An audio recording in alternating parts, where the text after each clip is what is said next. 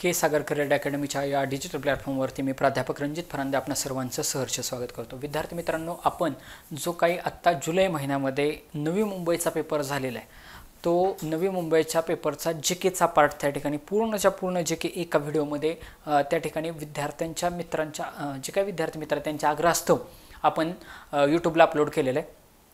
आपला उद्देश हाच आहे की जे आत्ता मुंबईच्या भरतीसाठी तयारी करतायत, ठाणेच्या भरतीसाठी तयारी करतात, त्या विद्यार्थ्यांना त्या व्हिडिओमधून जास्तीत जास्त फायदा झाला पाहिजे। चारीच्या चारी ऑप्शन मी त्या ठिकाणी इन डिटेल एक्सप्लेनेशन करून सांगितलेले। यदा कदाचित ऑप्शनवरती क्वेश्चन आला किंवा जे मी इम्पॉर्टंट पॉईंट त्याच्या रिलेटेड जे सांगितले तर तुम्हाला जास्तीत जास्त फायदा व्हावा हा माझा त्या ठिकाणी उद्देश आहे। त्याच्यामुळे जो काही मीरा भाईंदरची जीकेचे व्हिडिओ पडलेत 2, त्याच्यानंतर नवी मुंबईचा जीकेचा व्हिडिओ पडलाय, हे तुम्ही मुंबईच्या पेपरला जाण्याच्या अगोदर तुम्ही आवर्जून ते पार्ट, तुम्हाला वेळ जरी नसेल तरी 2च्या स्पीडनं जरी तुम्ही पाहिलं तरी तुम्हाला ते 100% फायदेशीर राहतील। कारण या 2 पेपरचं कॉम्बिनेशनच मे बी मुंबईचा पेपर त्या ठिकाणी असू शकतो आणि मला असं वाटतं की तुम्हाला त्या 2 पेपरच्या एक्सप्लेनेशनचा 100% फायदा होईल। त्याच्यामुळे मला तुम्हाला कळकळीची अशी विनंती आहे की ते 2 व्हिडिओ सुरुवातीला तुम्ही पहा। ज्या विद्यार्थी मित्रांपर्यंत जे मुंबईला ज्यांनी फॉर्म भरला त्या विद्यार्थी मित्रांपर्यंत ते जीकेचे प्रश्न जे काही क्वेश्चन आहेत ते सोडवा। कारण जीके हा तुमचा मेरिट डिसाइडिंग फॅक्टर असतो। कारण मराठी सगळ्यांना येतं, बुद्धिमापन सगळ्यांना येतं, गणित सगळ्यांना येतं, परंतु जीके हा मेरिटमध्ये बसणारे का बाहेर जाणारे हे ठरवत असतं। त्याच्यामुळे जीकेवरती तुमचं, कारण त्याला आवाका खूप जास्त आहे, तर यदा कदाचित कमी ह्याच्यामध्ये मी तुम्हाला सांगण्याचा प्रयत्न केला आहे। जर ऑप्शनवरून त्या ठिकाणी जर जीकेचे क्वेश्चन जर तुम्हाला मुंबईच्या पेपरला आले तर तुम्हाला त्याचा फायदा व्हावा हा माझा उद्देश आहे। त्याच्यामुळे तुमच्या मित्रांपर्यंत ते शेअर करायला विसरू नका। आपले के सागर करिअर अकॅडमीचे किंवा के सागर पब्लिकेशनचे वेगवेगळे संदर्भ साहित्य पुस्तकं आहेत। याच्यामध्ये होणारच पोलीस कॉन्स्टेबल ज्या काही 2023 मधल्या झालेल्या 78 प्रश्नपत्रिका आहेत त्यांचं उत्तरे व स्पष्टीकरण अशा स्वरूपामध्ये त्या ठिकाणी तुम्हाला दिलेले आहे। या 2 हे तुम्हाला 70 मार्क साधारणतः मिळवून देऊ शकतात। कारण 2023 मधले झालेल्या जीकेच्या क्वेश्चन ज्यांनी स्पष्टीकरण केले त्याला जास्तीत जास्त त्या ठिकाणी रिपिटेशन झालेलं मला त्या ठिकाणी आढळून येतं। ओके, त्याच्यामुळे 2023 मधल्या झालेल्या 78 प्रश्नपत्रिका पाहणे, शिवाय आता रिसेंटली ज्या काही प्रश्नपत्रिका होत असतील, आता फॉर एक्झाम्पल तुम्ही मुंबईला फॉर्म भरताय तर मुंबईच्या जवळचे मीरा भाईंदरचा पेपर असेल, नवी मुंबईचा पेपर असेल, तर हे पेपर तुम्ही पाहणं खूप जास्त महत्त्वाची गोष्ट आहे। शिवाय हे तुमच्या अँगलनं पाहणं इम्पॉर्टंट नाही, ते एक्झामिनरच्या एका शिक्षकाच्या अँगलनं ते पाहणं खूप जास्त गरजेची गोष्ट आहे। कारण ते तुम्हाला मेरिटमध्ये बसू शकतं। ह्या 78 प्रश्नपत्रिकांमध्ये 38 प्रश्नपत्रिका ह्या जिल्हा, ग्रामीण व शहर पोलीसच्या आहेत, 28 प्रश्नपत्रिका चालकच्या आहेत, 12 प्रश्नपत्रिका SRPFच्या आहेत। चालू घडामोडींसह हे जे काय पुस्तक आहे हे त्या पद्धतीने अद्ययावत केलेलं आहे। त्याच्यानंतर 93वी आपली आवृत्ती आहे संपूर्ण पोलीस कॉन्स्टेबल। याच्यामध्ये सर्वच्या सर्व विषय पोलीस भरतीचे त्या ठिकाणी इन्क्लूड केलेले आहेत। तर 7000 प्रत्यक्ष वस्तुनिष्ठ प्रश्न, तक्ते, मुद्दे विवेचनाद्वारे ह्या पुस्तकामध्ये कव्हर होतात। शिवाय पूर्वीच्या 20 प्रश्नपत्रिका आणि 5 सॅम्पल क्वेश्चन पेपर या पुस्तकामध्ये इन्क्लूड केलेले, शिवाय त्यांचं स्पष्टीकरण देखील त्याच्यामध्ये दिलेलं आहे। त्याच्यानंतर पोलीस कॉन्स्टेबल 2022-23 हा पोलीस कॉन्स्टेबल 2022-23 मध्ये 25 प्रश्नपत्रिकांचा, निवडक प्रश्नपत्रिकांचा हा सेट आहे। बघा, 25 निवडक प्रश्नपत्रिकांचा हा सेट आहे, शिवाय तो विश्लेषक पद्धतीने त्या ठिकाणी दिलेला आहे। त्याच्यानंतर पोलीस शिपाई चालक भरती, मोटार वाहन चालवण्याचे वाहतुकीबद्दलचे कायदे व नियम आणि जे काही चालक भरतीसाठी वेगवेगळे रंगीत स्वरूपामध्ये जे सिम्बॉल्स विचारतात ते देखील त्याच्यामध्ये दिलेले आहेत। 2023 मधील आणि 2021 मधील जेवढे जे काही प्रश्न चालकच्या संदर्भात आहेत, वाहतुकीच्या नियमांच्या संदर्भात आहेत, सर्वच्या सर्व या पुस्तकामध्ये कव्हर केलेले आहेत। 2019 मध्ये जो काही मोटार वाहन नवीन दुरुस्ती अधिनियम आला, त्या दुरुस्ती अधिनियमाचं देखील त्याच्यामध्ये ह्याच्यामध्ये समावेश केलेला आहे। साधारणतः 650 MCQ याच्यामध्ये कव्हर केलेले आहेत। त्याच्यानंतर जीकेचा पोर्शन, पोलीस भरतीसाठी उपयुक्त असलेला जीकेचा पोर्शन, स्मॉलेज जनरल नॉलेज, चालू घडामोडी 2024 हे तुम्ही पाहू शकता की ज्यांना नुकताच महाराष्ट्र भूषण पुरस्कार त्या ठिकाणी भेटला असे ज्येष्ठ सिने अभिनेते अशोक सराफ यांना तो महाराष्ट्र भूषण पुरस्कार भेटलेला आहे। तर त्यांचे हे छायाचित्रण रिसेंटली झालेल्या पोलीस भरतीमध्ये देखील याच्यावरती क्वेश्चन विचारलेला आहे.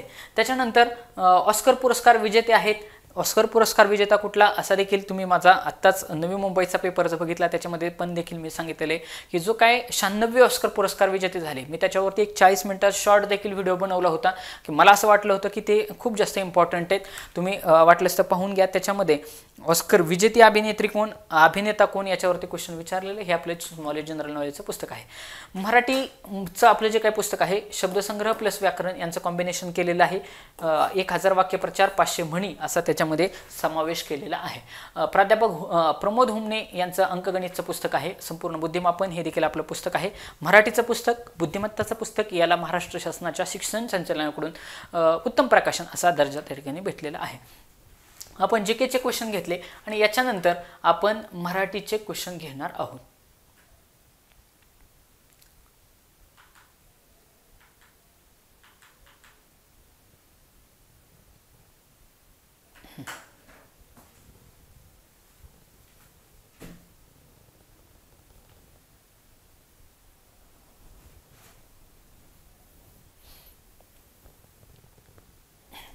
मराठीचे जे काही 25 प्रश्न आहे सोप्या स्वरूपाचे 25 प्रश्न होते.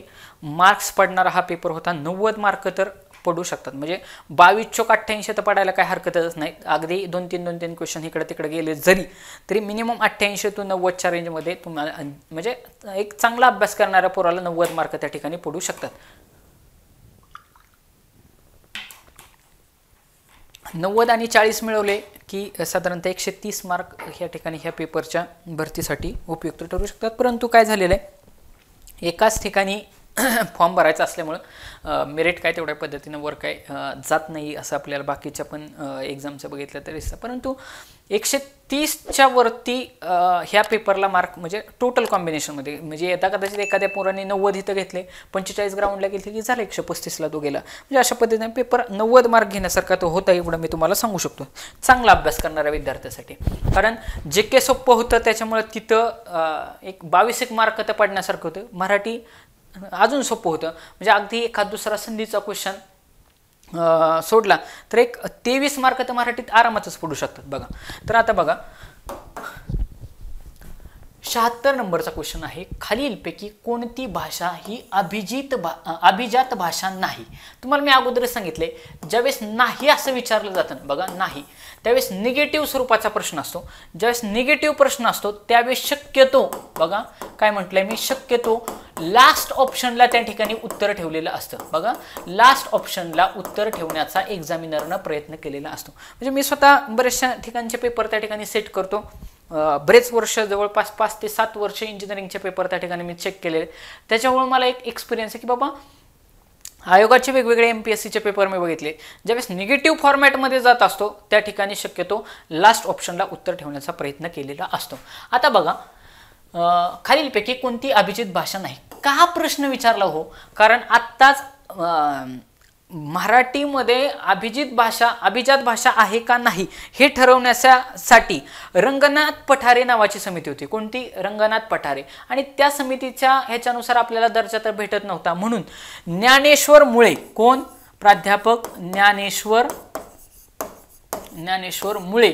मुळे यांच्या अध्यक्षतेखाली आपल्या मराठी भाषा ही अभिजात भाषा आहे का नाही हे ठरवण्यासाठी काय केलं, समिती नेमली. म्हणून हा क्वेश्चन त्या ठिकाणी आलेला आहे. बरं ह्या 4 अभिजात ज्या काही टोटल अभिजात भाषा किती आहेत, तर टोटल अभिजात भाषा आहेत 6 कशा लक्षात ठेवायचा, तर 4 आहेत दक्षिणेकडच्या. बघा 4 आहेत दक्षिणेकडच्या. कुठल्या?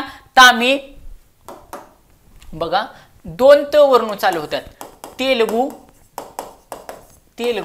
दुसरे आहेत तामिळ, 2 तर झाल्या. तेलुगू तामिळ सगळ्याच्या सगळ्या कालच्या द्रविडन गटातल्या 4 भाषा आहेत. तेलुगू, तामिळ, त्याच्यानंतर कन्नड आणि मल्याळम.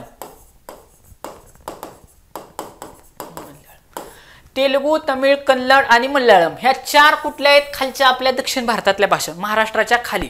त्याच्यानंतर आपल्याला माहिती आहे महाराष्ट्रामध्ये सगळीकडे संपूर्ण भारतामध्ये कुठली भाषा होती? संस्कृत. कुठली होती? संस्कृत. 5 झाल्या. आता ऑप्शनकडे येऊ. खालीलपैकी अभिजित भाषा नाही म्हणते. अभिजात भाषा नाही, संस्कृत आहे, ऑप्शन गेला. मल्याळम आहे का? तेलुगू, तमिळ, कन्नड आणि मल्याळम. मल्याळम पण आहे, ऑप्शन गेला. उडिया आणि बंगाली. मग लक्षात कसं ठेवायचं, ह्या चार संस्कृत प्लस उडिया, संस्कृत प्लस उडिया, ओडिसाची उडिया, अशा 6 भाषांना अभिजात भाषांचा दर्जा त्या ठिकाणी भारतीय गव्हर्नमेंटनं दिलेला आहे. अभिजात भाषांचा दर्जा आहे, त्याच्यामध्ये मराठीचा समावेश नाही. आणि आता मराठीचा समावेश व्हावा म्हणून ज्ञानेश्वर मुळे यांच्या आदेशाखाली समावेश केलेला आहे. मला असं वाटतं आगामी काळामध्ये येणाऱ्या परीक्षांमध्ये कोणत्या ना कोणत्या परीक्षेसाठी ह्या ज्ञानेश्वर मुळे समितीवरती क्वेश्चन विचारला जाऊ शकतो. त्याच्यामुळे हे नाव तुम्ही लक्षात ठेवणं अत्यंत IMP गोष्ट आहे. बघा, IMP गोष्ट आहे. त्याच्यानंतर मग ह्या प्रश्नाचं उत्तर, बंगाली ही अभिजित भाषा नाही. उडिया आहे, मल्याळम आहे, संस्कृत आहे, परंतु बंगाली ही अभिजात भाषा नाही. ओके, पुढं, खालीलपैकी कोणत्या लिपीला सर्व लिपींची जननी असे म्हणतात? सर्व लिपींची जननी म्हणजे काय? आई. म्हणजे अशी लिपी कोणती की जी सगळ्यात अगोदर आलेली असणारे. आता खाली ऑप्शन बघा, खरोष्टी लिपी, ब्राह्मी लिपी, मोडी लिपी आणि देवनागरी. मग ही देवनागरी असेल का? देवनागरी रिसेंट आली म्हणून तिच्यापासूनच देवनागरी लिपी म्हणजे मराठी लिपी ही देवनागरी लिपीचा प्रकार आहे. तेव्हा ऑप्शन तो गेला होता. आता बघा, असं म्हणतात की ब्रह्मदेवानं लिहिलेली लिपी तिला ब्राह्मी लिपी असं म्हटलेलं आहे. आयोगाने ह्याच्यावरती MPSCने एकदा मेन्सला क्वेश्चन देखील विचारलेला आहे की ब्रह्मदेवानं लिहिलेल्या लिपीला ब्राह्मी लिपी असं म्हणतात आणि ते स्टेटमेंट त्यांनी बरोबर दिलेलं आहे. या लॉजिकनुसार सगळ्यात अगोदर आलेली ही ब्रह्मदेवानं लिहिली म्हणजे सगळ्यात कुठली अगोदर असेल? बट ऑब्वियस ब्राह्मी लिपी असेल. म्हणजे ब्राह्मी लिपी ही खालीलपैकी सर्वात अगोदर आलेल्या सर्व लिपींची काय आहे? जन्य आहे. 2-3 ऑप्शनला घेऊन जायचं, सोडायचं नाही. आता हे तर 100% माहिती होतं, ऑप्शन नंबर 4ला टिक केलं. ओके, पुढं, खालीलपैकी कोणता शब्द हा परिवर्तन संधीचे उदाहरण आहे?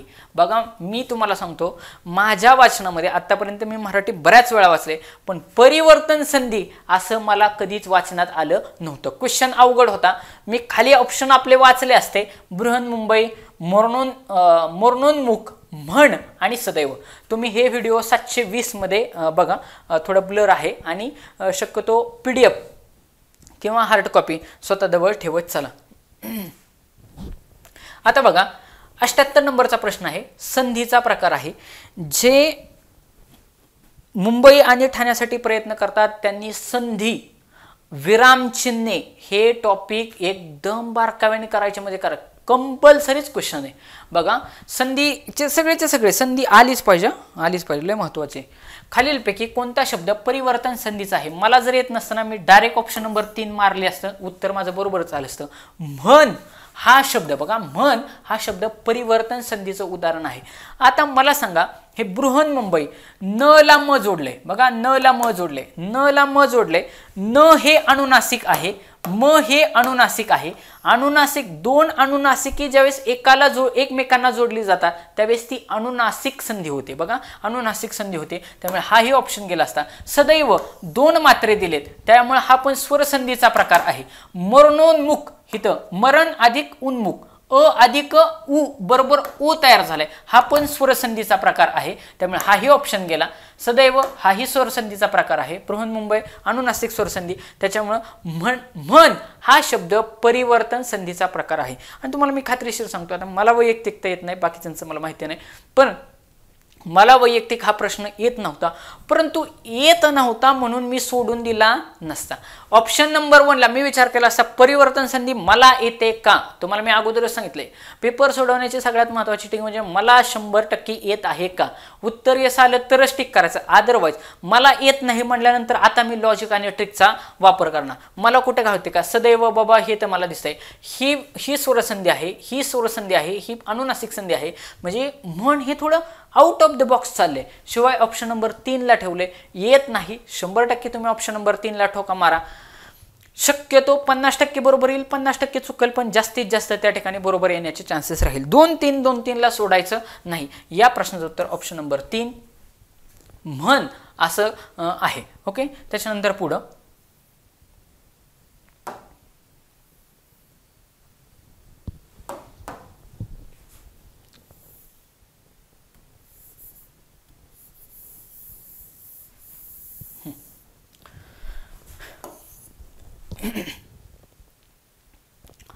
79 नंबर, खालीलपैकी कोणता पर्याय चुकीचा आहे? बघा, खालीलपैकी कोणता पर्याय चुकीचा आहे?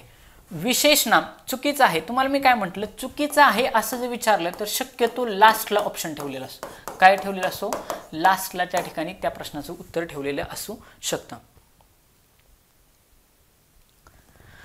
मग लास्टचा ऑप्शन शक्यतो उत्तर असण्याचे चान्सेस असतात. मग चुकीचा पर्याय विचारल्यानंतर आता बघा, विशेष नाम हे एकवचनी असतं. आपल्याला काय चुकीचा ओळखायचं आहे? 100% बरोबर आहे. विशेष नाम, फॉर एक्झाम्पल माझं नाव रणजित आहे. मग रणजित हे एकवचनी, त्याचं अनेक वचन कसं करणार ना?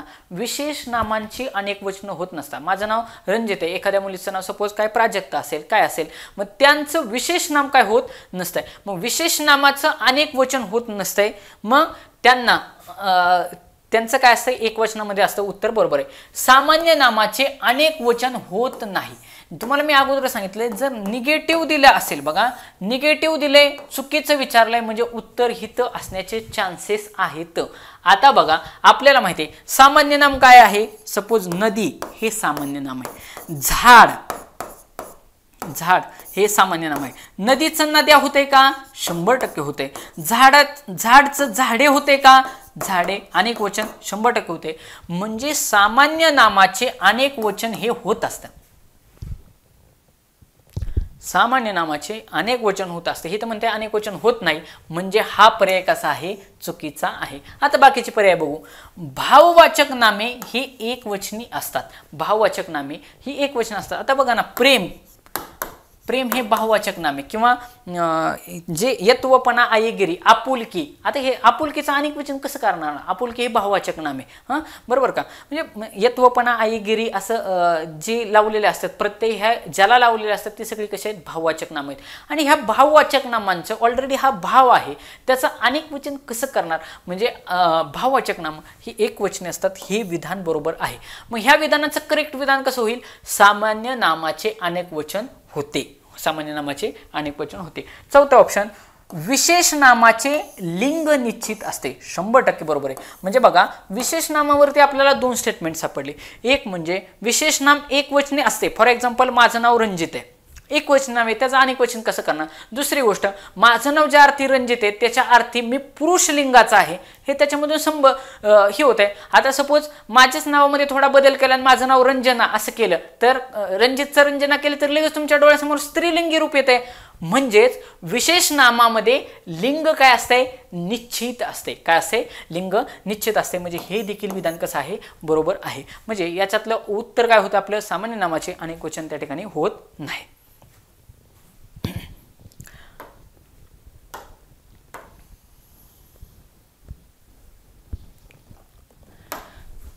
80 नंबरचा क्वेश्चन, खालीलपैकी कोणता शब्द हा स्त्रीलिंगी, पुल्लिंगी तसेच नपुंसकलिंगी आहे? बघा, सगळ्या अख्ख्या महाराष्ट्राला येणारा क्वेश्चन आहे, सगळ्यांचा तोंडपाठ असणारा क्वेश्चन आहे. हा कसाच चुकायला नव्हता पाहिजे. 100% अभ्यासाचा भाग होता. खालीलपैकी कोणता शब्द हा स्त्रीलिंगी, पुल्लिंगी आणि नपुंसकलिंगी अशा तिन्ही लिंगात आहे? मला सांगा. आता ऑप्शनवरून जाऊ. आपल्या सगळ्यांना उत्तर माहिती आहे. पोर पोर पोर, ते पोर, तो पोर आणि ती पोर, असं पोर पोर पोर हे तिन्ही लिंगामध्ये बसतं. म्हणजे हे तिन्ही लिंगात असणारं पोर पोर पोर बऱ्याच वेळा ऑलरेडी PYQ आहे, रिपीट आहे, कसा चुकायला नव्हता पाहिजे. बघा, ती मांजर असतं, पण तो मांजर असतं का? ऑप्शन गेला. तो मध्ये काय असतं? बोका असतो ना, बोका. त्याच्यानंतर विना, बघा तो विना असतो, ते विना असतं का? येत नाही. ते गाव असतं, तो गाव, ती गाव असतं का? तो गाव असतो, ती गाव असतं, ते गाव असतं, परंतु ती गाव नसतं. बरोबर का? अशा पद्धतीने तिन्ही ऑप्शन त्या ठिकाणी घालवता आले असते. पुढचा क्वेश्चन,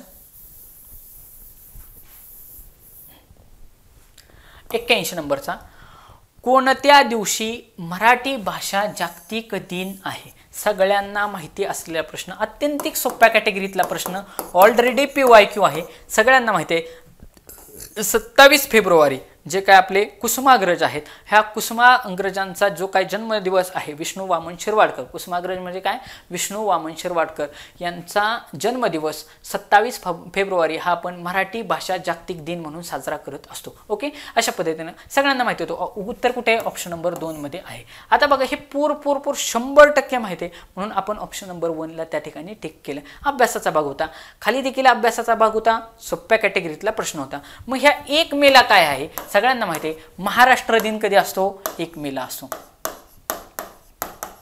महाराष्ट्र दिन 1 मेला असतो. ओके, कारण त्या दिवशी आपल्या महाराष्ट्र राज्याची स्थापना झाली. 7 एप्रिलला काय असतो, 7 एप्रिलला जागतिक आरोग्य दिन असतो. काय असतो, 7 एप्रिल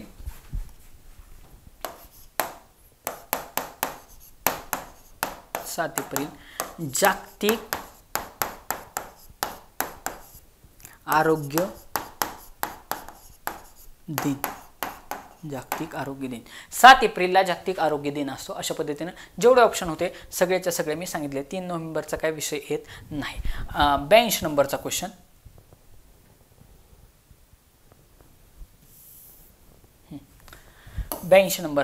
संजय व्यायाम करीत राहील. बघा, संजय व्यायाम करीत राहील या वाक्यातील क्रियापदाचा काळ ओळखा. या वाक्यातील क्रियापदाचा काळ ओळखा. बघा, सगळ्यांना माहिती राहील, राहील असेल किंवा राहीन असेल. बघा, राहील असेल किंवा राहीन असेल असे जर शब्द आले तर त्या ठिकाणी कुठला काळ असतो, भविष्यकाळ असतो. राहील किंवा राहीन असं जर आलं, बघा, राहील किंवा राहीन असं जर आलं तर त्या ठिकाणी कुठला काळ असतो, भविष्यकाळ असतो. कुठला काळ असतो, भविष्यकाळ असतो. इथं म्हटलंय उद्देश भविष्यकाळ, रीती भविष्यकाळ, साधा भविष्यकाळ आणि चालू पूर्ण भविष्यकाळ, सगळेचे सगळं भविष्यकाळ दिले. मी माझे ऑलरेडी ह्याच्यावरतीच पोलीस भरतीचे काळ ह्या टॉपिकवरती मी एक चार्ट बनवून दिले आहे. पाठीमागच्या माझ्या व्हिडिओमध्ये तुम्हाला तो चार्ट भेटेल. त्या चार्टमध्ये सगळेचे सगळे त्या चार्टवरच 12चे 12 काळ कव्हर होतात. तर लक्षात ठेवायचं, त प्लस, बघा, त प्लस राहील अधिक राहीन. बघा, त प्लस राहील अधिक राहीन असं जर आलं तर 100% तो रीती भविष्यकाळ असतो. कुठला, रीती भविष्यकाळ असतो. करीत राहील, बघा, करीत राहील 2 क्रियापद आले. आता ह्यातला ऑप्शन बघा, जर यदा कदाचित मला उत्तर आलं नसतं तर ते मी कसं काढायला पाहिजे होतं, ह्याचं तुम्हाला ट्रिक सांगतो. ॲक्च्युली क्रियापदावरती क्वेश्चन विचारला जातोय, त्याच्यामुळं क्रियापद व्यवस्थित आपल्या 12चे 12 काळ आणि ती क्रियापदांचे काळ हे यायलाच पाहिजे आणि त्याचे शॉर्टकट आहेत. आता तुम्हाला एक गोष्ट तर माहिती असायला पाहिजे की साध्या काळामध्ये फक्त एकच क्रियापद असतं. परत एकदा सांगतो की ज्या अर्थी वाक्यामध्ये एकच क्रियापद असेल त्या अर्थी त्याचा कोणता ना कोणता तरी साधा काळच होणार आहे. आता इथं बघा, करीत राहील असे 2 क्रियापद आहेत, म्हणजे सहाय्यकारी क्रियापद आणि मुख्य क्रियापद असे 2 क्रियापद आहेत. साध्या काळामध्ये बघा, साधा काळ होण्यासाठी फक्त एकच क्रियापद असलं पाहिजे. इथं 2 क्रियापद आहेत म्हणजे साधा भविष्यकाळ होणार नाही. ऑप्शन नंबर 3 गेला. आणि जर ऑप्शन नंबर 3 गेला तर ऑप्शन नंबर 2 आणि ऑप्शन नंबर 3 मध्ये मी कोणाला तरी एकाला मार्क करणार. 1 आणि 4 मध्ये मी जाणारच नाही. 1 आणि 4 उद्देश भविष्यकाळ असा प्रकारच नाही, त्यामुळे ऑप्शन नंबर 1 गेला. आलो 50% मग 2 आणि 3 मध्ये तिसरा तो ऑप्शन गेला होता. याच्यामध्ये ऑप्शन नंबर 2 मी गेलो असतो रीती भविष्यकाळ. आणि सगळेच्या सगळे रीती काळ म्हणजे रीती वर्तमान काळ, रीती भूतकाळ आणि रीती भविष्यकाळ तुम्ही पाठ करणं गरजेची गोष्ट आहे. कारण शक्यतो रीती काळावरती, कारण रीत दिसत असते, क्रियेची त्या ठिकाणी रीत दिसत असते, याच्यावरून दिसते ना, तो व्यायाम करत राहील म्हणजे रेग्युलर घटना त्या ठिकाणी घडणार आहे. त्यामुळे ऑप्शन नंबर 2 या प्रश्नाचं उत्तर रीती भविष्यकाळ असं ह्या प्रश्नाचं उत्तर राहील.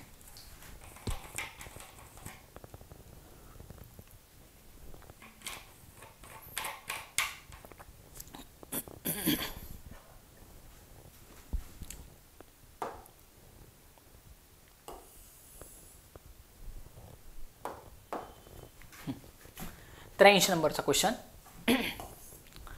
मनातील भावनांचा उद्रेक ज्या शब्दातून व्यक्त होतो अशा शब्दांना काय म्हणतात. सगळ्यांना माहिती आहे मनातील अबब, केवढा मोठा साफा, म्हणजे ह्या उद्रेक झाला बा, छी, उद्रेक झाला म्हणजे मनातील ज्या काय भावना आहे, जळलं मेलं पालुपदे. मग हे जे काय मनातील भावनांचा उद्रेक आहे ह्या ज्याच्यातून व्यक्त होतात ते काय असतात, ते असतात केवल प्रयोगी अव्यय. उद्गारवाचक चिन्हांना आपण ते दर्शवतो केवल प्रयोगी अव्यय. मग आता बघा शब्दयोगी अव्यय, शब्दांना जे जोडून येतात झाडाखाली, बघा झाडाखाली हे काही शब्दयोगी अव्यय आहेत. शब्दांना जे जोडून येतात ते शब्दयोगी अव्यय असतात. उभयान्वयी अव्यय, दोन शब्द किंवा दोन वाक्य ज्यांनी जोडलेले असतात त्यांना उभयान्वयी अव्यय असं म्हणतात. मग मला ह्या प्रश्नाचं उत्तर काढायचंय. सोप्या कॅटेगरीतला प्रश्न होता, इथं काय लॉजिक बिजिक लावायची काही गरज नव्हती. यापैकी नाहीला कधीच जायचं नाही एवढं लक्षात ठेवायचं. ज्या अर्थी एक्झामिनरनं क्वेश्चन विचारलाय त्या अर्थी यापैकी नाही या ऑप्शनला जायचं नाही. मी जो अप्रोच तुम्हाला सांगतोय त्या अप्रोचचा फॉलोअप जर तुम्ही केला कंटिन्युअसली तर 100% तुमच्या मार्कमध्ये वाढ होणार म्हणजे होणारच. आता बघा ज्या अर्थी एक्झामिनर क्वेश्चन विचारतो त्या अर्थी यापैकी नाही मध्ये उत्तर असणार नाही. शब्दयोगी अव्ययामध्ये काय केलं जातं की शब्दांना झाडाखाली शब्दयोगी अव्यय. उभयान्वयी अव्यय काय करतात, दोन वाक्य त्या ठिकाणी जोडत असतं की पाऊस आला आणि मोर नाचू लागला, दोन वाक्य एकत्र जोडली आणि हे काय झालं उभयान्वयी अव्यय झालं. म्हणजे उभयान्वयी अव्यय हे दोन वाक्य किंवा दोन शब्द किंवा दोन सारख्या जातीचे गोष्टी त्या ठिकाणी जोडत असतं. बरं का, ते लय महत्वाचं आहे. दोन सारख्या जातींना जोडत असते. केवल प्रयोगी अव्ययामध्ये भावनांचा उद्रेक ज्या ठिकाणी असतो, मनातील भावना व्यक्त करण्यासाठी आपण केवल प्रयोगी अव्यय वापरत असतो. पुढचं 84 नंबरचा क्वेश्चन, तू मला वाचवलेस. हा बाकी क्वेश्चन भारी विचारला होता बरं का. तू मला वाचवलीस,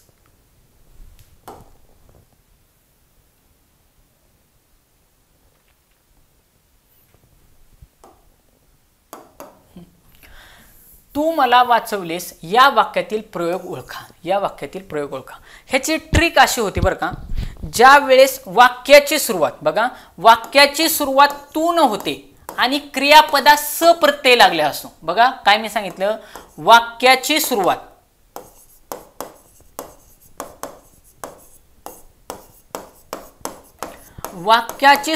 तू न होते आणि क्रियापदास स हा प्रत्यय लागलेला असेल तर 100 लागतो. त्यावेळेस 100% तो कोणता ना कोणता तरी संकर प्रयोग असतो. कोणता ना कोणता संकर प्रयोग असतो एवढं लक्षात ठेवायचं. मग त्याच्यामध्ये दोन प्रकार पडतात. एक म्हणजे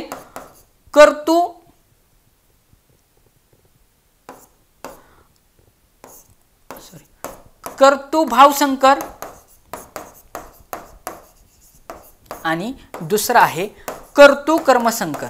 बघा कर्तृ कर्म संकर एवढं लक्षात ठेवायचं. ज्या अर्थी सुरुवात तू न होते क्रियापदा स प्रत्यय लागलाय त्या अर्थी एक तर त्याचं उत्तर कर्तृ भाव संकर तरी येणार किंवा कर्तृ कर्म संकर तरी येणार. बघा लक्षात घ्या, वाक्याची सुरुवात तू न झाले क्रियापदास स प्रत्यय लागला तर त्या प्रयोगाचं उत्तर एक तर कर्तृ भाव संकर येणार किंवा कर्तृ कर्म संकर येणार. मग कर्तृ भाव संकर कधी येणार आणि कर्तृ कर्म संकर कधी येणार? बघा जर वाक्यामध्ये कर्म असेल, बघा वाक्यात जर कर्म असेल तर 100% त्याचं उत्तर काय येणार, कर्तृ कर्म संकर येणार. आणि वाक्यामध्ये कर्म नसेल किंवा कर्माला प्रत्यय लागला असेल तर कर्तृ भाव संकर त्या ठिकाणी येतात. बघा फॉर एक्झाम्पल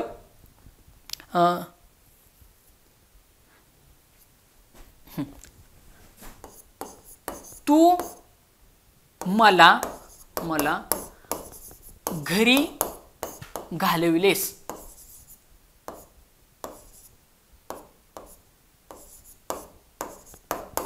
तू मला घरी घालवलेस. आता बघा तू हा वाक्याची सुरुवात कशाने झाली, तू न झाली.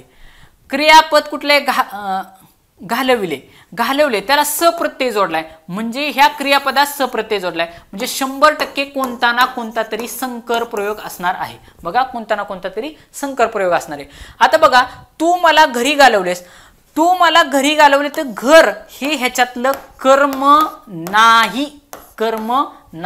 का कर्म नाही? कारण स्थळ कधीही कर्म नसते. स्थळ कधीही कर्म नसते एवढं लक्षात ठेवायचं. म्हणजे बाबा पंढरपुराला गेले, बघा बाबा पंढरपुराला गेले ह्याच्यावर ते म्हणजे बाबा पंढरपुराला गेले ह्याच्यामध्ये म्हणजे कर्म आपण कशाला म्हणतो की कर्त्यापासून क्रिया निघून घडत जर असेल, बघा कर्त्यापासून जर क्रिया ट्रान्सफर होत असेल तर त्याला आपण कर्म म्हणते. म्हणजे मी राम आंबा खातो म्हणजे राम करताय आणि आंबा काय कर्म, कारण काहीतरी परिणाम दिसून आंबा कमी कमी होत चाललाय. ज्यावेळेस बाबा पंढरपुराला जाणार आहे तेव्हा पंढरपुरावर काय परिणाम होणार आहे, काहीच परिणाम. म्हणजे बाबाच जाणार आहे बाबाच येणार आहे, म्हणजे परत फिरून कर्त्याजवळच क्रिया येत असेल तर वाक्यामध्ये कर्म नाही. आता या ठिकाणी तू मला घरी घालवलेस याच्यामध्ये घरी हे स्थळ आहे त्याच्यामुळे ते कर्म नाही, म्हणून हा काय होणार आहे, हा कर्तृभाव संकर होणार आहे. कुठला होणार आहे, कर्तृभाव संकर होणार. आणि कर्तृकर्म मध्ये वाक्यामध्ये ऑलरेडी काय असणार आहे, कर्म असणार आहे. मग आता बघा आपण ह्या वाक्याकडे येऊ. तू मला वाचवलेस. आता बघा काय मी सांगितलं, वाक्याची सुरुवात तू न असेल, बघा शॉर्टकट लक्षात ठेवा, हा शॉर्टकट आहे किंवा ट्रिक आहे. वाक्याची सुरुवात तू नाही, क्रियापदात स प्रत्यय लागलाय तर 100% संकर प्रयोग होणार.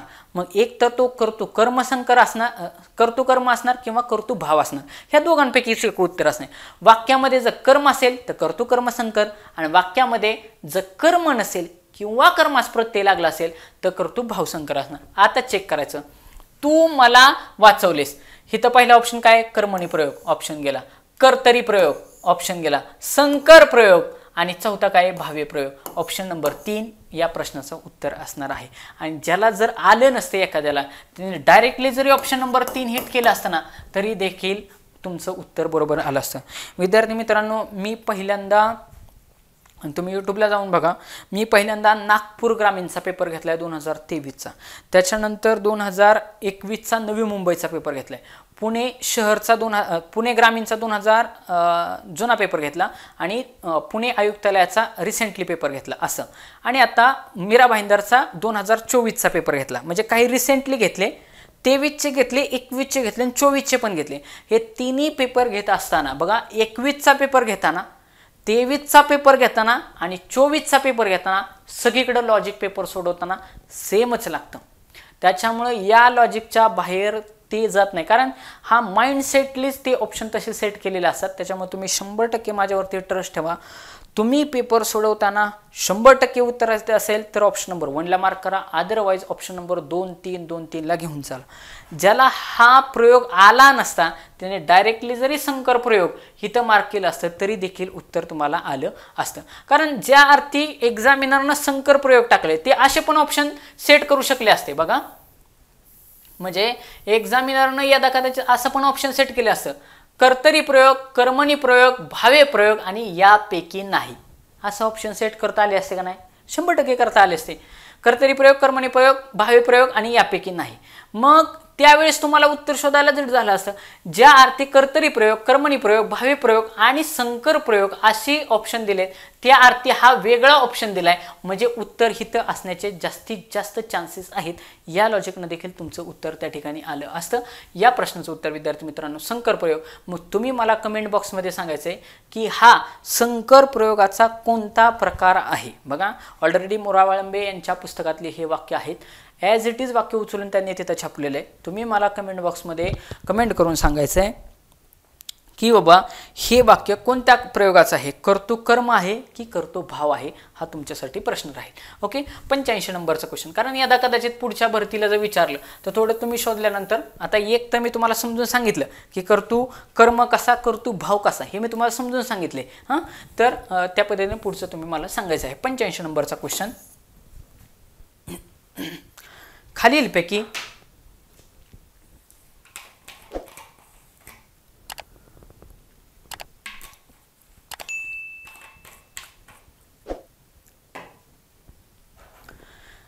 खालीलपैकी कोणता शब्द हा व्यंजन संधीचे उदाहरण आहे? बघा, व्यंजन संधीचे उदाहरण आहे. एक काना, बघा एक काना, एक मात्रा, एक मात्रा, दोन मात्रे किंवा एक काना एक मात्रा असं जर असेल तर 100% ती काय असते, स्वर संधी असते. बघा, ऑप्शन नंबर 4 बघा, चंद्रोदय, एक काना एक मात्रा गेलाय, ऑप्शन दिला, मला पाहिजे व्यंजन संधी, विषय संपला. त्याच्यानंतर बघा, नसता एक काना असेल तरी पण तो काय असतो, स्वरसंधीचाच प्रकार असतो. आता बघा ऑप्शनवरून येऊ. आणि व्यंजन संधी होण्यासाठी बघा स्वरसंधी कधी येते, ज्यावेळेस दोन स्वर एकमेकांमध्ये जोडले जातात त्यावेळेस स्वरसंधी होते. व्यंजन संधी होण्यासाठी दोन व्यंजनं एकत्र आली पाहिजेत. बघा मग मी असा ऑप्शन शोधेल की जिथं जोड बसलाय त्या ठिकाणी दोन्हीच्या दोन्ही मला काय पाहिजेत, व्यंजनच पाहिजेत. आता बघा धिटाई, ही तर धिटाईमध्ये मला तर काही दिसत नाही. जिथं जोड बसलाय तिथं मला व्यंजन दिसत नाहीत. दिग्दर्शनमध्ये मला ग आणि द दिसतंय. बघा दिग्दर्शनमध्ये तुमच्याकडं थोडी प्रिंट ठेवा म्हणजे तुम्हाला व्यवस्थित दिसतंय. दिग्दर्शनमध्ये ग व्यंजन आहे, द व्यंजन आहे आणि हिथं जोड बसलेलं आहे म्हणजे व्यंजन संधीचे ऑप्शन नंबर 2 दिग्दर्शन उत्तर आहे. मग आता धिटाई काय आहे, धीट प्लस आई. बघा धीट प्लस आई धिटाई. मग हा हितला आ आणि हितला अ एकत्र मिसळून त्याचा काय होतो, अ अधिक आ बरोबर आ तयार होतो. दीर्घत्व स्वरसंधीचं उदाहरण आहे हे. कशातलं, दीर्घत्व स्वरसंधी. ऑप्शन गेला हा स्वरसंधी. इथं सांगितलं की एक मात्रा दोन मात्रे किंवा एक काना एक मात्रा स्वरसंधीचं उदाहरण ऑप्शन घेतलं. विद्यामृत, विद्या अधिक अमृत, विद्या अधिक अमृत. मग ह्या अमृत मधला अ काय आहे, अ आहे स्वर. मग आपल्याला व्यंजन संधीमध्ये काय पाहिजे, व्यंजन अधिक व्यंजन असं पाहिजे, व्यंजन अधिक स्वर नको. मग विद्या प्लस अमृतचं काय होतं, विद्यामृत होतं. त्यामुळे हे पण स्वर संधीचं उदाहरण आहे. ऑप्शन गेला. म्हणजेच आपल्याला विचारलं होतं व्यंजन संधी कोणती, तर दिग्दर्शन ही काय आहे, त्या ठिकाणी व्यंजन संधीचं उदाहरण आहे. 86 नंबरचं क्वेश्चन.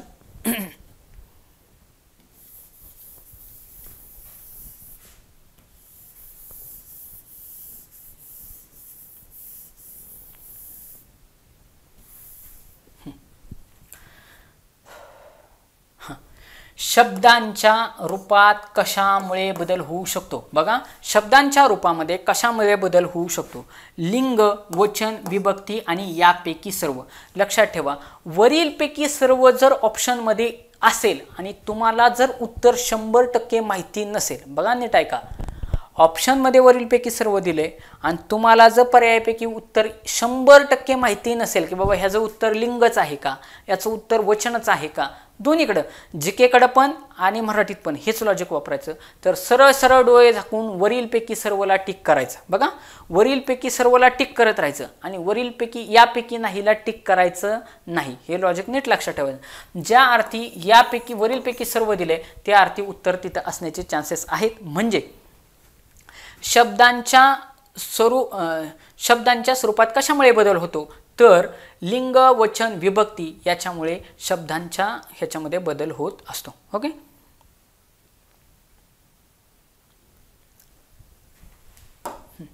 87 नंबरचा क्वेश्चन.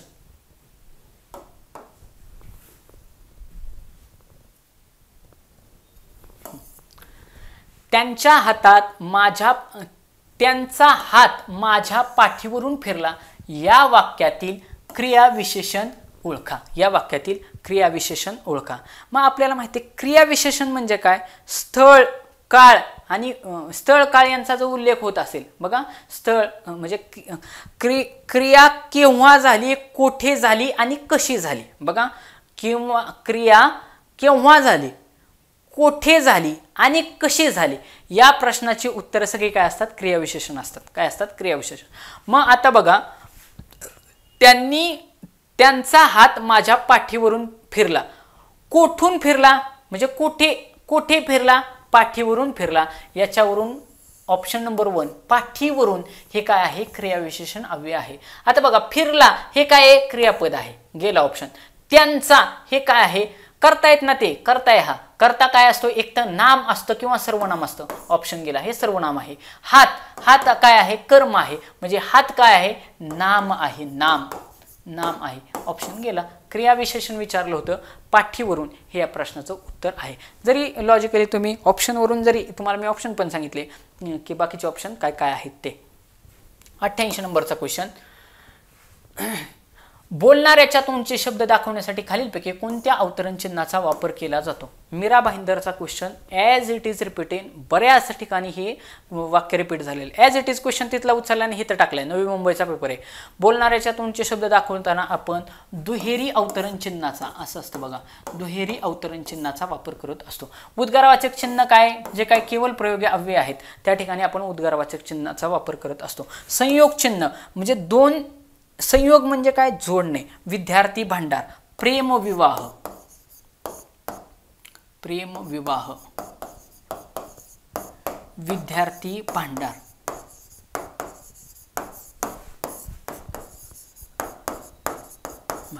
हे सगळे शब्द कसले आहेत? संयोग चिन्हाची व्यवस्था. एकेरी अवतरण चिन्ह कसं असतं की बाबा एखादा मुद्दा हायलाइट करायचा आहे, म्हणजे एखादा मुद्दा ठासून सांगायचा, त्यावेळेस एकेरी अवतरण चिन्ह त्या ठिकाणी दिलं जातं. अशा पद्धतीने या प्रश्नाचं उत्तर दुहेरी अवतरण चिन्ह, बोलणाऱ्याच्या तोंडचे शब्द.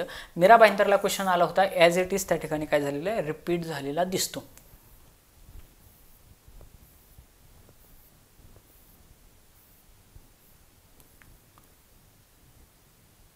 हां, 89 नंबरचा क्वेश्चन.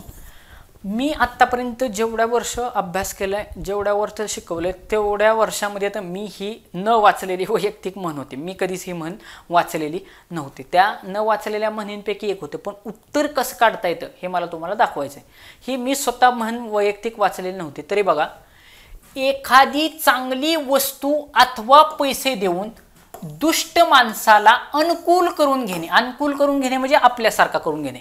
एखादी चांगली वस्तू अथवा पैसे द्यायचे आपल्याला, एखादी चांगली वस्तू द्यायची किंवा पैसे देऊन एखाद्या दुष्ट माणसाला आपलेसा करून घेणे किंवा अनुकूल करून घेणे, या आशयाची म्हण ओळखा. बघा आता ऑप्शनवरून कसं ओळखायचं. आवळा देऊन कोहळा काढणे. आवळा देऊन म्हणजे कोहळा काढणे ही बसू शकतं का? बघा तुम्हाला मी सांगतो. आवळा असतो एवढा, आपल्या सगळ्यांना आपण आवळे खातो, आवळा. आणि कोहळा काय असतो? तुम्ही बघा दिवाळीच्या दिवसामध्ये ना लक्ष्मीपूजनला वगैरे ते हिरवं फळ बांधलं जातं दरवाजाला. असं म्हणतात की बाबा एखाद्याची जर नजर लागली, दृष्ट लागली, तर ते कोहळा जो असतो तो नाचतो आणि खराब होतो, दृष्ट लागते. म्हणून काय करतात दिवाळीच्या दिवसामध्ये बघा, लक्ष्मीपूजन वगैरे असेल तर प्रत्येक घर किंवा वास्तुशांती, एखाद्या घराचे नवीन गृहप्रवेश असेल तर ते कोहळा बांधतात. मग कोहळा हे फळ मोठं आहे का नाही? मग आवळा म्हणजे एवढसा आवळा द्यायचा आणि त्याच्या बदल्यात एवढा मोठा कोहळा घेऊन जायचं. मग याचा अर्थ असं होईल का, एखादी चांगली वस्तू किंवा पैसे देऊन चांगली वस्तू दिली का, आवळा छोटं दिले ना, म्हणजे आवळा देऊन कोहळा काढणे ही म्हण होऊ शकत नाही. आवळा देऊन कोहळा काढणे म्हणजे काय, एखादी क्षुल्लक गोष्ट द्यायची आणि जास्तीत जास्त फायद्याचं घेऊन जायचं, ह्याला आवळा देऊन कोहळा काढणे असं म्हणतात. ऑप्शन गेला. पुढं, डोंगर पोखरून उंदीर काढणे म्हणजे अतिशय प्रयत्न करून काहीतरी छटछूट चिल्लर गोष्ट मिळवणे. ऑप्शन गेला. जळत्या घरावर वांगी भाजून घेणे म्हणजे एखाद्याचं नुकसान होते आणि आपला फायदा करून घेणे. बघा, एखाद्याचं घर जळते आणि आपण काय करायचं, भारतासाठी वांगी घ्यायची आणि त्याच्यावरती शेकत बसायचं, म्हणायचं आता काय पेटलंय तर पेटलंय, माझा तरी फायदा. म्हणजे एखाद्याचं नुकसान होते पण त्या नुकसानीत पण आपला कसा फायदा होईल ह्याच्याकडे हे बघणे. मग आता याच्यामध्ये हा पण अर्थ बसत नाही. मग आता बघा बरं, ही दुसऱ्या नंबरची म्हण, हा ऑप्शन जास्तीत जास्त एक्सप्लेन केलेला होता. बघा, जास्तीत जास्त एक्सप्लेन केलेला होता. म्हणजे जो ऑप्शन जास्तीत जास्त एक्सप्लेन केलेला असेल तिथं शक्यतो उत्तर असण्याचे जास्तीत जास्त चान्सेस असतात. या लॉजिकनं ऑप्शन नंबर 2 ला उत्तर असण्याचे चान्सेस होते. दुसरी गोष्ट, अवघड प्रश्न असल्यानंतर ऑप्शन नंबर 2 किंवा 3चा वापर करायचा, पण ती अंदाजेच हाणायचे नाही. सगळेच्या सगळे ऑप्शन बारकाव्यानं वाचणं गरजेची गोष्ट आहे. मग दुसरा ऑप्शन तुम्ही काढला होता, डोंगर पोखरून उंदीर काढणे. याचा अर्थ चांगली वस्तू देतोय, डोंगर पोखरताना आपण देणार काय ह्याच्यामध्ये? ऑप्शन नंबर 3 तर असाही गेला होता. मग हा 3 तर मी घालवला असता तिथं पेपरमध्ये आणि डायरेक्ट ऑप्शन नंबर 2 त्या ठिकाणी मार्क केला असता. बघा, चिकनी सुपारी पिकले पान. बघा, चिकनी सुपारी पिकले पान, गोड मसोबा आमची आण. गोड मसोबा आमची आण म्हणजे बघा, गोड मसोबा आपण काय एखाद्याला मसोबा करतो म्हणजे दुष्ट व्यक्तीला तो हे म्हणलंय, गोड मसोबा आमची आण. आमची आण म्हणजे त्याला अनुकूल करून घेतले, गोड मसोबा म्हणलंय त्याला. मसोबा हे ऑलरेडी दैवत गावाच्या बाहेर बसवलेलं असतं बघा. म्हणजे ते त्याला अनुकूल करण्यासाठी आपण काय करत असतो, मग चिकनी सुपारी म्हणजे चांगली सुपारी, एक पिकलेले एकदम चांगलं पान त्याला दिले आणि त्याला आपल्यासा करून घेतलाय. म्हणजे चांगली वस्तू देऊन एखाद्या दुष्ट माणसाला आपलेसा करून घेणे, हा ह्या प्रश्नाचा उत्तर होतं. त्याच्यानंतर 90 नंबरचा क्वेश्चन आहे, उपसर्ग करणे. हा पण वाक्यप्रचार नवीन आलेला होता, माझ्या पण वैयक्तिक वाचनामध्ये नव्हता, पण मी ऑप्शनवरून जाण्याचा प्रयत्न करणार.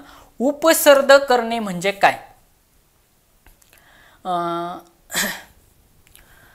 प्रशंसा करणे, प्रस्तावना करणे, वैर करणे आणि अपमान करणे. आता बघा, प्रशंसा करणे आणि अपमान करणे, एखाद्याचं कौतुक करणे आणि अपमान करणे हे विरुद्धार्थी आहेत, विरुद्धार्थी आहेत. या लॉजिकवरनं मला कळलं की एक तर उत्तर प्रशंसा करणे किंवा अपमान करण्यामध्येच ठेवलेले, उत्तर वैर करणे आणि प्रस्तावना करण्यामध्ये नाही.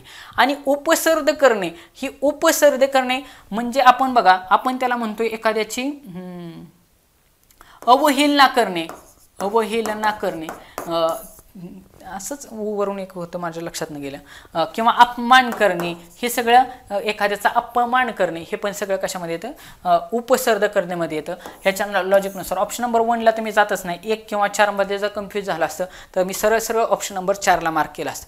का मार्क केलं तुम्हाला मी सांगितलं, प्रशंसा करणे आणि अपमान करणे हे मला विरुद्धार्थी वाटलं, त्या अर्थी एक्झामिनरला तिथं यदा कदाचित उत्तर फ्रेम करावं असावं, असं ह्या लॉजिकला मी गेलो. मुद्दा नंबर 1. मुद्दा नंबर 2 की 1 आणि 4 मध्ये कन्फ्युजन झाल्यानंतर मी सरळ सरळ 4ला मार्क करणार, या पद्धतीने मी गेलो असतो. आता ऐका, यदा कदाचित कुणालाच हे आलं नसतं तर तुम्ही डायरेक्टली जरी ऑप्शन नंबर टिक मार्क केलं असतं तरी काही फरक पडला नसता, इथं तुम्हाला 0 मार्क पडला असता. सगळीकडे ट्रिक चालणार नाही, पण तुम्हीच बघा वरच्या ठिकाणी ऑप्शन नंबर 2, 3 ची ट्रिक चालली का? 100% चालली. ती ट्रिक 100% चालणारच, याच्यावरती तुम्ही माझा विश्वास ठेवा. अशा पद्धतीनं विद्यार्थी मित्रांनो, हे लेक्चर जर तुम्हाला आवडले तर नक्की लाईक करा, जास्तीत जास्त विद्यार्थी मित्रांपर्यंत शेअर करा. येणाऱ्या आगामी जे काय पोलीस भरती होणार आहे त्याच्यामध्ये पण तुम्हाला ह्या लेक्चर सिरीजचा 100% त्या ठिकाणी फायदा होऊ शकतो. ओके, व्हिडिओ आवडल्यास नक्की लाईक करा, शेअर करा. धन्यवाद.